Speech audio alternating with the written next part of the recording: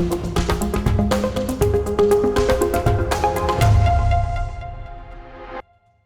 dan in dobrodošli v seriji Forbesovih pogovorov 30x30.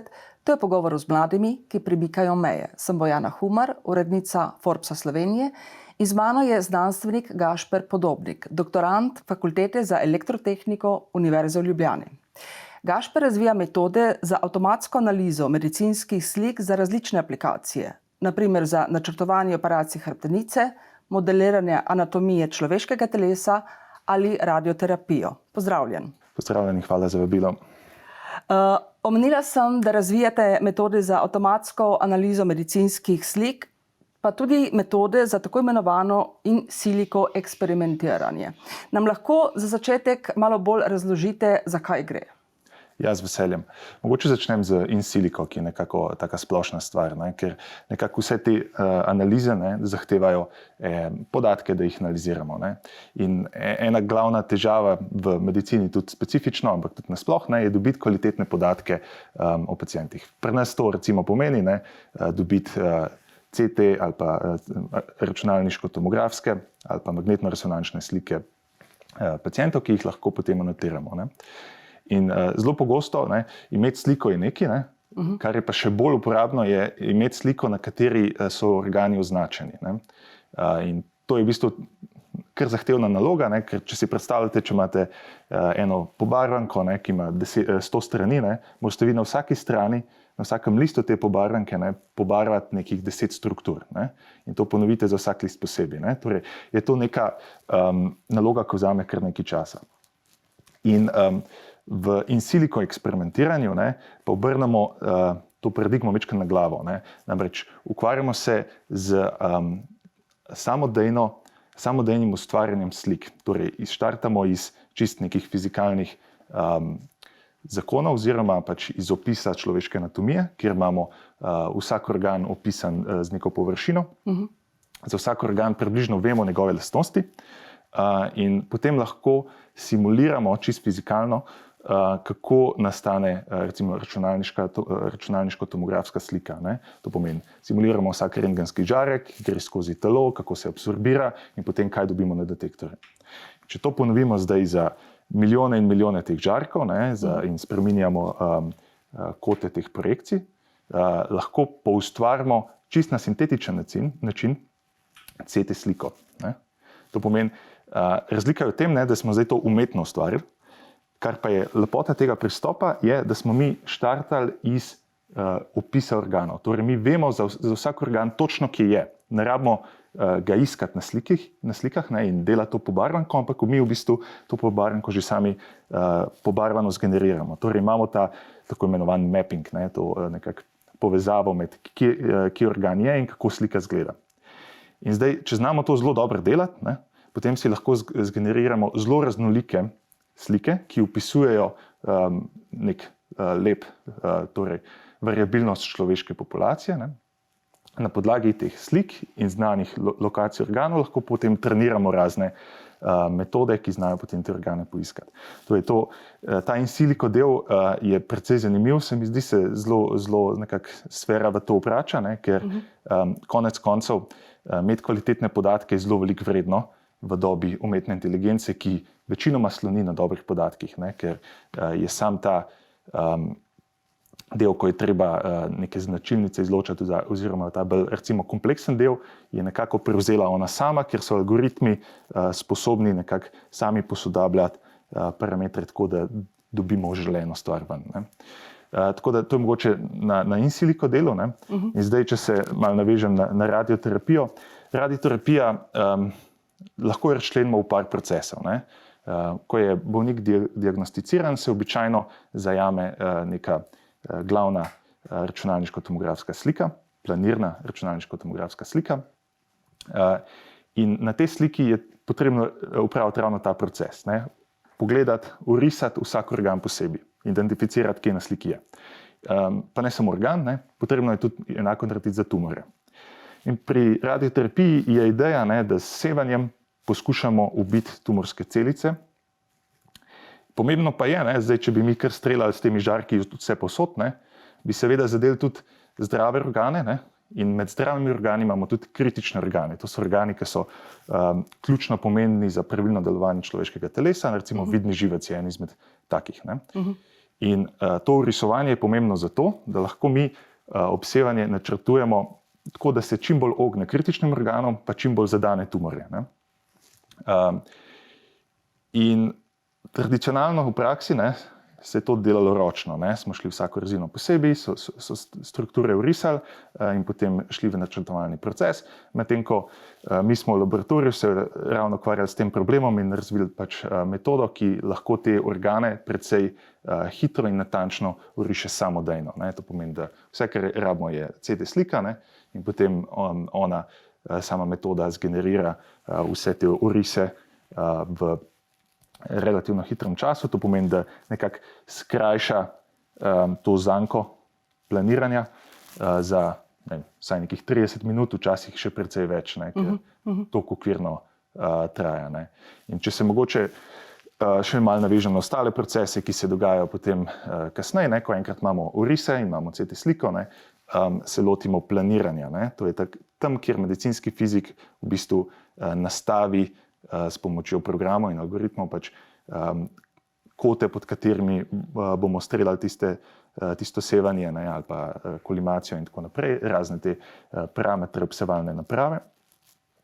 In tudi tam je v bistvu precej zanimivih aplikacij za umetno inteligenco, kjer lahko pospešimo tudi načrtovalni del, ne samo risovalni del, z katerega smo se lotili, in tudi v bistvu v laboratoriju se zdaj ukvarjamo z nekimi takimi pristopi, kako to rešiti. Kaj te vaše metode pomenijo v praksi oziroma pri vsakodnevnem delu tistih v medicini, ki jih uporabljajo? Ja, to je dobro vprašanje. Pri naših metodah je glavno to, da seveda ohranjamo kvaliteto orisov, ki bi bila sicer pač kvaliteto, ki bi jo sicer imeli strokovnjaki. Torej, to je ena zahteva. Ne?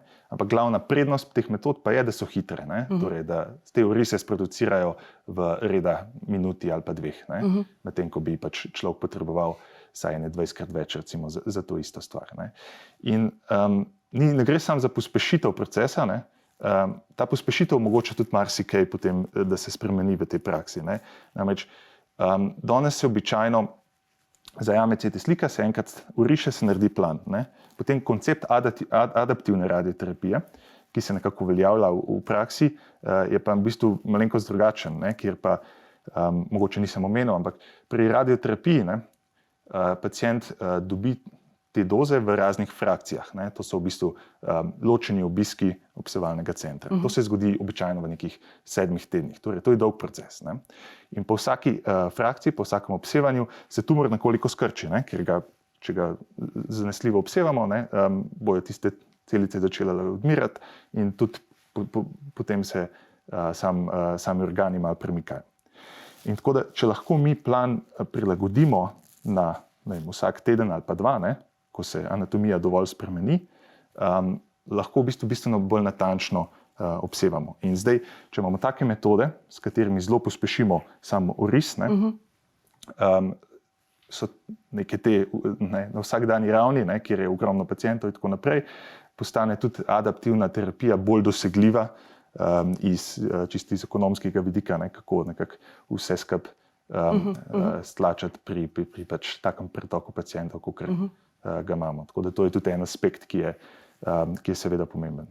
Še med študijem ste v okviru ameriško-slovenske izobraževalne fundacije ASEF gostovali na Univerzi v Cambridgeu, v okviru programa Fulbright pa na Univerzi Johns Hopkins v ZDA. Da lahko malo rišete, kako poteka delo tam, kaj je drugače kot pri nas, kaj je tisto, zaradi česar se ti dve univerzi uvrščata med najboljše na svetu? Ja, z veseljem. Zdaj, najprej naj omenim, oziroma pohvalim vse te priložnosti, ki jih v Sloveniji imamo in so daleč od tega, da bi bile samoumevne. Recimo sama fundacija ASEF, ki omogoča mladim študentom, še dodiplomskim ali pa magistrskim ali pa doktorskim tudi, da odidejo na nek tak 10-tedenski obisk v bistvu praktično kamorkoli po svetu. Ne. To je res ena izredno lepa priložnost, ki se je razvila čisti iz nekih prostovoljskih oziroma pač dobro namernih iniciativ. Jaz sem šel v Cambridge, profesor Matej Jamnik, in ja, izkušnja je super, ne. Predvsem iz vidika pač nekega okolja, v katerem si. Ne. To so običajno neki kampusi in nekako se mi zdi, vedno je pomembna ta energija oziroma skoraj več dobiš od vrstnikov, ne, ker z mentorji se pač omejeno vidiš. Ne. In se mi zdi, sem zelo opazil eno zelo močno tako ambicijo vseh, ki so tam, ne, nekako zelo zagnani, ne, z veliko željo, da rešijo tiste probleme, s katerimi se ukvarjajo in potem nekako napredujejo. In ena taka tudi zanimiva stvar je bila samo število priložnosti, ne, ki jih tam v bistvu dobiš na dan. Ne. Sistemi so večje, ne, univerze so zelo priznane in potem imajo tudi zraven kampusov običajno tudi močne industrijske kampuse, kamor pridejo farmacevtska podjetja, ne, neki velikani na IT področju, ne, in jasno, da njihove kadrovske službe neprestano vohajo, ne, po oddelkih, če lahko kakšnega kandidata dobijo ali za čez poletje ali potem, ko doktorira in tako naprej. Tako da to je bil en tak zelo zanimiv uvid, ne. Pa tudi se mi zdi pač pristop, kako se raziskuje, je povsod podoben, ne, ampak nekako v teh večjih sistemih so skupine bolj prepletene. Torej, pri nas, ne, recimo, na fakultetah so laboratoriji, ne, ker jih je pač manj, so bolj izolirani v smislu področja, ki jih pokrivajo. Ne. Vsak ima nek fokus, ne, in nek tok prikrivanja. Medtem ko v takih večjih sistemih, ne, se laboratoriji med sabo nekako pokrivajo vsebinsko, ne, in so neke priložnosti za sodelovanje. Ne. In imaš ljudi, ki lahko, ne vem, gleda na isti problem bolj fizikalno, neki bolj statistično ali pa ne, z nekimi pač različnimi pristopi, in to je mogoče ena taka dodana vrednost, ki jo v pač manjših sistemih težje opazim. Mogoče, če se navežem še na izkušnje na Hopkinsu, ta je bila v bistvu zelo zanimiva, ker je bila tudi nekoliko daljša, ne, 7 mesecev. Ena zelo lepa priložnost, predvsem z vidika, Hopkins je znan po tem, da ima dobro medicino, ne. Ampak imajo tudi dober inženiring. In v čem so oni so dobri v tem, da nekako povezujejo svoje doktorje z inženirji in imajo v bistvu vrhunski oddelek za biomedicinsko tehniko. Kar pomeni, da so tam, recimo, kjer sem jaz bil, je ena cela stavba namenjena medicinski robotiki, ne, kjer je recimo noter nekih 7-10 raziskovalnih skupin, ki vse, ne, z velikim številom doktorskim študentom nekako delajo z vizijo avtonomnih robotskih operacij in tako naprej. In to pomeni, da recimo enkrat na teden, ne, bo iz bolnice prišel nek priznani kirurg in bo upravil nek pač proces, neko operacijo na mogoče kadavru, temu se reče mock OR, torej v kirurški sobi, ki so jo posebej implementirali v tehničnem kampusu, ne, ki ni prava kirurška, ampak nekako posnema kirurško sobo, in bo on tam upravil operacijo in študenti bojo posneli vse različne možne stvari, ki se od njega da naučiti. Ne vem, kako šiva, ne, kako se premika, kako manevrira z endoskopom in tako naprej. In je ta nekak prenos znanja med domenskimi strokovnjaki, v tem primeru kirurgi, ne, in tehničnim kadrom, nekaj, kar jaz prej čisto res še nisem videl, ne, ker to ni trivialno narediti tako, koliko je to možno, ne, ker moraš imeti v bistvu zelo veliko kapacitet in da že samo opreme, da to lahko narediš, ne, in tudi pač jasno vizijo, kaj hočeš iz tega dobiti. Tako da to je bila ena taka zelo lepa izkušnja. Tudi Amerika je mogoče malo drugačna iz vidika, koliko ljudje odkrito so ambiciozni, se mi zdi, in kakšno močno željo imajo nekaj narediti, ne, in se mi zdi, tam je bilo res na kampusu ob vsaki uri v dnevu, mogoče bolj, ko je bila noč, je bilo skoraj še več doktorskih študentov, tako da tudi ob nedelji ob 2 ponoči si srečal ljudi, ki delajo na robotih v kampusu, ne, tako da taka zelo velika želja se mi zdi, da je bila vidna pri vseh. Ampak prav ta vaše gostovanje na Johns Hopkinsu vas je pred kratkim popeljalo še na eno novo pot. Od januarja letos ste član ekipe ameriškega startupa Semafor. Ste ustanovni inženir, kar pomeni, da ste zraven res od vsega začetka. Pa me zanima, kako je šla ta pot iz znanstvene sfere tudi v podjetniško? Ja, dobro vprašanje. Zdaj, jaz, ko sem bil na Hopkinsu, sem gostoval pri enem profesorju, ime mu je Matijas Umberat, ki je nekako postavil svojo ekipo na Hopkinsu že pred leti. In v bistvu nekako, ko so se zvezde poklopile, da sem prišel pri njej, sem že vedel, da je precej dober, ampak je tako zelo zanimiv človek. Zelo je elokventen, zelo ima jasno vizijo in zna razmišljati zelo široko. In tako da meni je bila ta izkušnja nekaj zelo posebnega, da sem lahko pač tam delal. In nekako se je tekom mojega raziskovalnega obiska, sva dobro sodelovala. Ampak na koncu obiska smo nekako stisnili roke in smo šli vsak svojo pot. In jaz nisem čisto vedel, kaj se dogaja v tem laboratoriju. Ampak smo se videli čez 3 mesece na konferenci v Južni Koreji, kjer smo predstavljali ta naš skupni prispevek. In mi na kosilu tako meni, Gašper, slišim, da te zanima mogoče iti malo ven iz raziskovalnih vod v industrijske.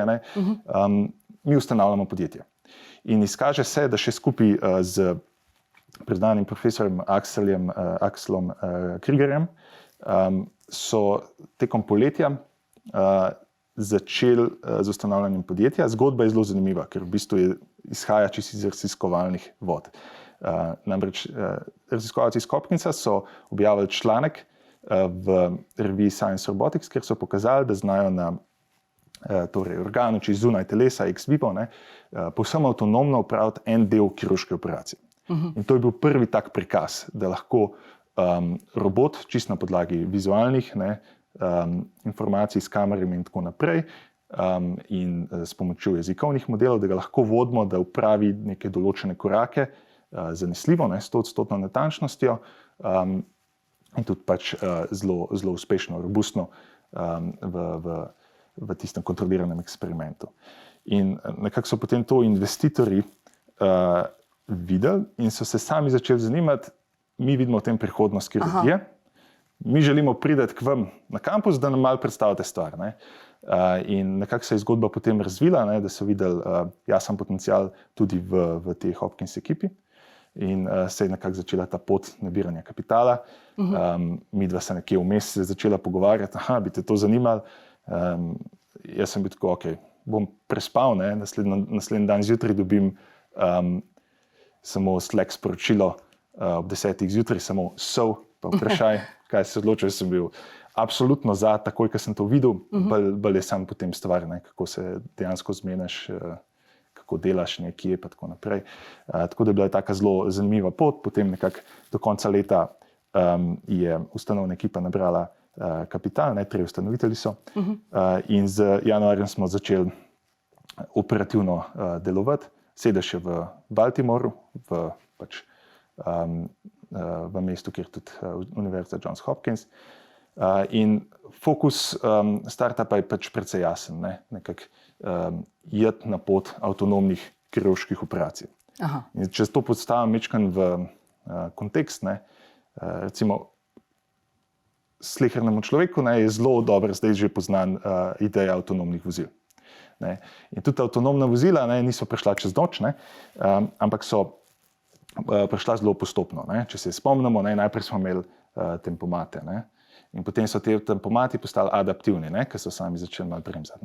Potem so v avte dodali neke te lane assiste, torej orodja, da nas ohranjajo v voznem pasu in tako naprej. In potem danes z skupkom teh orodij, ki so jih skozi leta zgradili, znajo ti avti že skoraj samodejno voziti ali pa že povsem, odvisno od tudi regulative, ki je. In nekako pot avtonomnih kirurških operacij je podobna. Mi hočemo kirurga opolnomočiti, da čim bolje opravi svoje delo, kar je pri nekih 8-10 urnih operacijah dostikrat zelo težko.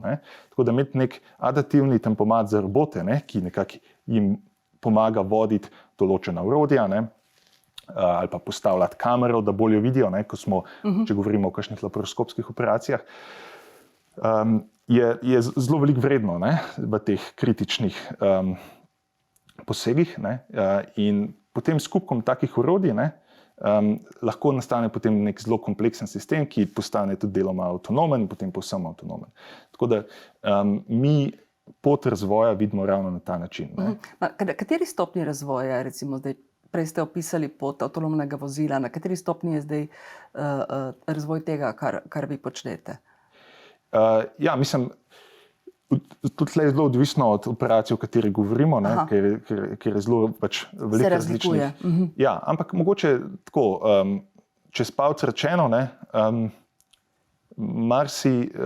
marsikdo zdaj razvija adaptivne tempomate za robote, če tako rečemo. Ne, da lahko neke odseke kirurških operacij, neke akcije, ne, izvedemo predvsem zanesljivo avtonomne. Ne. Lahko je to zdaj postavitev kamere v telesu, ne, lahko je to pač manipulacija enih ročk, ampak recimo to se razvija, ne, ampak vizija je tudi pomembna, ne, da je v bistvu predvsem bolj dolgoročna, ne, da ne rešuješ samo enega partikularnega problema, ne, ampak da pač gledamo nekako prihodnost in kaj moramo zgraditi, da bomo nekega dne, ne, lahko povsem avtonomni. Ne. V ZDA je sicer običajno, da raziskovalci, profesorji na univerzah ustanavljajo podjetja in na ta način svoje tehnologije, znanje aplicirajo potem v realno življenje. V Sloveniji je to bistveno bolj poredko. Zakaj po vašem mnenju?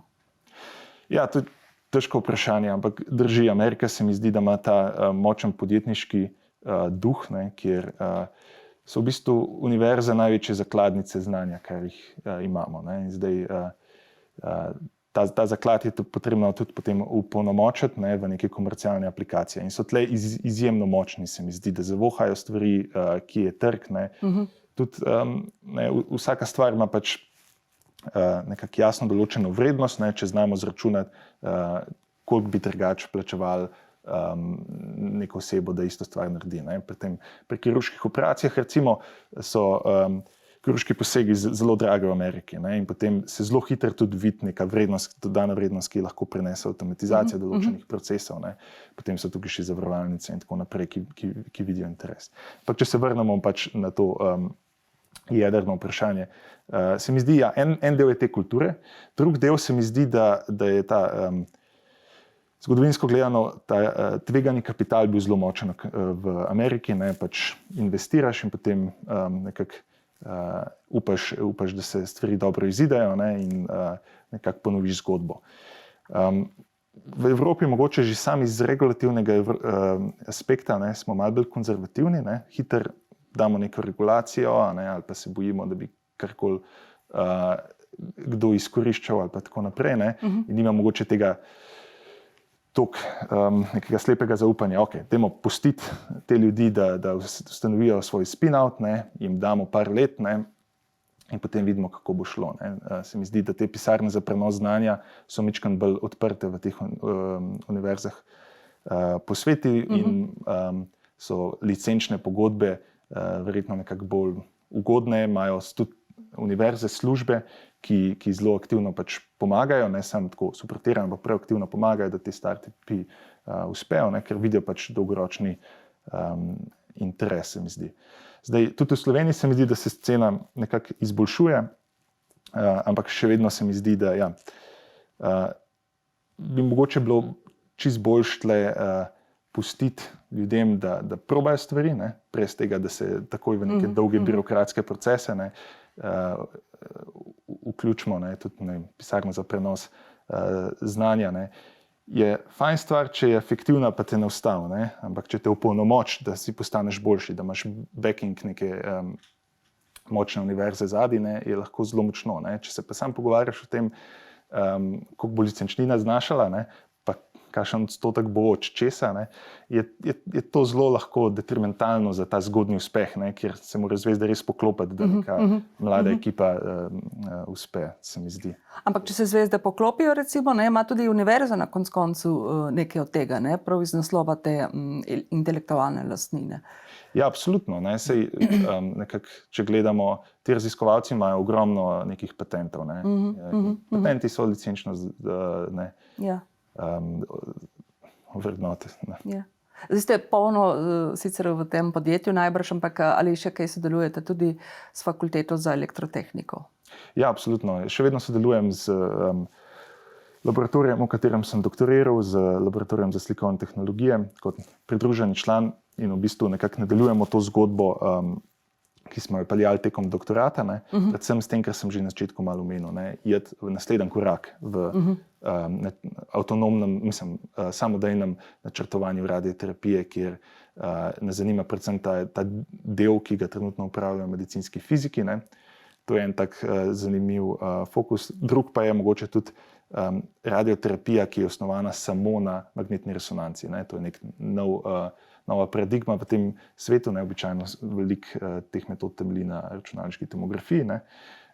In tudi tam je raziskovalno v bistvu še zelo veliko odprtih vprašanj in se z njimi še vedno ukvarjamo. In jaz pač v okviru svojih zmožnosti potem skušam pomagati k temu. Nekaj ste sicer že omenili, ampak če lahko še malo več rečete o tem, kako hiter razvoj tehnologij spreminja znanstveno raziskovanje. Ja, tukaj umetna inteligenca ima zelo velik vpliv. Predvsem se mi zdi, recimo vsaj v našem svetu, te agentje, ki znajo programirati, ne, ki znajo pisati kodo, zelo spreminjajo, kako se razvoj dogaja. Ne. Namreč se mi zdi, vsakič, ko uspemo neko to zanko samo izpopolnjevanja skrajšati. In agenti, recimo, ne, vse se dogaja na računalniku. Ne, oni spišajo del kode, jo izvedejo, preberejo rezultat, ne, in znajo potem ovrednotiti, ali ta stvar prav dela ali ne, in potem popravijo. Ne. In tukaj so ti jezikovni modeli, ki so zadaj, ne, so zelo močni. Ne. To pomeni, da so tudi, če neko napako naredijo, ne, bojo v naslednji iteraciji vedeli, kje so se zmotili, ne, ker je pač koda zelo dobro interpretabilna, ne, in lahko to nekako poganjajo. Ne. In se mi zdi, že sam ta del, ne, kako dobro lahko ti agentje pišejo kodo, pospeši mnogo procesov, ne, ker danes se na računalniku dogaja marsikaj. Se mi zdi potem pa še druga stvar, ko dodamo temu recimo pameti, ne, ki jo ima umetna inteligenca, še ta robotski del, ne, da stvari tudi fizično manipuliramo, ne, potem pa lahko se dogajajo precej zanimive stvari, kakor jih vidimo tudi v teh tako imenovanih nekih wet labih, ne, recimo v bioloških laboratorijih. Ne. Če lahko kar naenkrat robota sprogramiramo tako, da on sam zgenerira neko hipotezo, ne, potem odpipetira vse svoje, naredi eksperimente, počaka pač par dni, da se tiste celice posedajo in potem vidi, to dela, to ne, potem pa spet ponovi cikel z neko drugačno mešanico, ne, brez človeškega posega vmes. Te stvari potem precej hitro potekajo, ne, so dostikrat lahko zelo dobro jih lahko kontroliramo, ne, ker potekajo v teh procesih. In zelo veliko držav vlaga v razvoj tovrstnih tehnologij, ne, ki bojo, se mi zdi, saj ta farmacevtski del, zelo pospešile. Ne. Že hipoteze, ki jih danes generirajo te modeli, so lahko zelo pametne, ker imajo dostop do prejšnjih eksperimentov, ne, do vseh eksperimentov, ne samo to, ki jih je lahko člankov prebral, pač oni jih lahko preberejo, kakor v bistvu hočejo, kakor imajo računske moči. In to jih potem zelo dobro pripravi, da zgenerirajo dobre hipoteze, ne, in potem jih ovrednotijo in spet, ne, skrajšajo to povratno zanko do nekega pač končnega eksperimenta rezultata, ne, na podlagi potem katerega gradi raziskovalna sfera. Ne. Tako da se mi zdi, da se obetajo še velike spremembe, predvsem pa je nekako čist iz te splošne zgodbe je to, da se hitrost razvoja veča. Ne? Drugi odvod. Ne? Razvoj ni linearen, ampak v bistvu se še ta krivulja še bolj strma postaja s takimi metodami. Znanstveni dosežki so pogosto v senci, recimo sploh, če primerjamo jih s športnimi dosežki. Tudi ko gre za recimo prelomne dognanja na področju znanosti, nekako ne pridejo v širšo javnost. Zakaj? Kaj bi bilo treba narediti, da bi več o tem vedeli? Ja, dostikrat je mogoče pač atraktivnost nekega znanstvenega članka na koncu, nek črno na belem, se zdi nekako manjša, ne, mogoče ni tako zabavna, kakor če človek pogleda kolesarsko dirko konec tedna, ne. Tako da jaz le čisto razumem, ne, zakaj se ene stvari tako dogajajo. Ampak najbrž z neko ustrezno prezentacijo bi se dalo vseeno nekaj več narediti na tem področju. Ja, se mi zdi, dostikrat vsaj v teh inženirskih strokah je eno tako zelo močno orodje, so demonstracije, ne. Imamo neko orodje, nekega robota, ki nekaj zna narediti, in to je nekaj, kar ljudi pa res premakne, ne. Ko vidijo fizično ali pa lahko sami probajo. Tega v bistvu je bilo na Hopkinsu kar veliko teh priložnosti, da so prišli ljudje, ki niso bili del univerze, ne, čez vikend pogledati, kaj se dogaja, ne. So imeli pač na vsake par mesecev nek tak odprti dan, pa so imeli dogodek, ki so ljudje lahko sprobali. To se mi zdi, da je ena taka stvar, ki nekako pomaga to ozaveščanje delati, ne. Hkrati pa se mi zdi, no, tako čisto na pozitivno noto, da se komuniciranje znanosti izboljšuje, da vse več pozornosti se namenja temu, ne, in da so tudi nekako zdaj iniciative in medijske, ne, in pač ostale predvsem močne, da nekako stvari pridejo v javnost, da se pove stvari čim bolj poljudno znanstveno, da se pokaže, ne. Tako da imamo tudi komunikatorje znanosti, recimo, ne? Tako je, ne, tako da zagotovo delamo na tem. Ni pa to pač, ki bi rekel, enaka branža, ne, kot šport, no, mogoče. Zagotovo, ja, težko se zdaj primerja, se strinjam, ampak se mi zdi, da vseeno so še preveč v senci, no. Tako, ja. Se mi zdi tudi, recimo, že par zelo dobrih slovenskih ali pa slovenskih znanstvenikov v tujini, ne, se pač dostikrat vrača, imajo kakšna predavanja, zdaj v zadnjem času tudi podcaste, ne, to se mi zdi tudi eno tako močno orodje, da dobijo tudi ostali, predvsem mladi, ne, ta uvid, ne, kako pa človek, ne, nekaj takega naredi, ne. Se mi zdi, da je to tudi en del tega ekosistema, ne, ki izboljšuje komunikacijo in hkrati tudi to navduševanje za tem, kaj se dogaja. Kaj mora imeti dober znanstvenik? Ja, jaz bi rekel, vztrajnost je ena velika stvar, ne, se mi že ta disciplina dela. Dostikrat se mi zdi, da to ne pride toliko do izraza, ne, potem, ko govoriš o dosežkih, ampak meni je bilo zanimivo, ko sem poslušal profesorja Leskovca iz Stanforda, ne, da on je zelo jasno recimo to znal povedati, ne. Pač disciplina je resnici ena izmed, ta delovna disciplina je ena izmed jedrnih stvari, ki dober znanstvenik mora imeti, ne. Potem se mi zdi ta organiziranost misli, ne, da znaš razčleniti probleme, jih narediti, jih razbiti na manjše podprobleme, je tudi zelo pomembno, ne. In potem znanost je tako majčkeno lahko zapletena iz vidika, ker se ujameš kakšne zanke in hočeš nekaj narediti perfektno, čeprav ni sploh pomembno, da je perfektno, ne. To pomeni tudi, se mi zdi, ohranjati to ptičjo perspektivo, kje trenutno sem, kam hočem priti, ne, in kaj je dovolj dobro, da grem do naslednjega koraka, ne, ker se mi zdi, ko začneš, ne, si tako vsak korak, ki ga hočem narediti, mora biti 100% perfekten, robusten, ne.